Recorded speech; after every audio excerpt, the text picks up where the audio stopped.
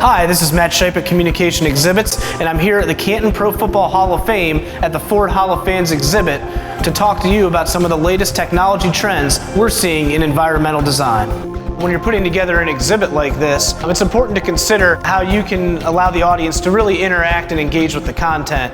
Sure, you can put stuff into a display case and you can put artwork on a wall, but what can you do that'll allow them to interact with that content, to really create a memory for themselves that they can take with them even after they leave the exhibit space.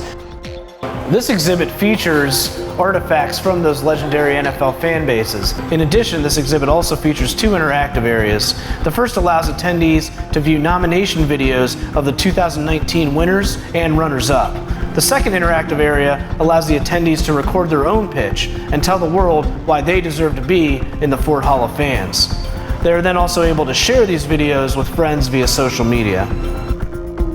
All around the globe, creators of museums and exhibits are finding new and unique ways to bring spaces to life and make them more engaging than ever. At CEI, when we approach a project, we're always looking for ways to involve technology more and create that interactivity and engagement. For more information, visit ceilink.com.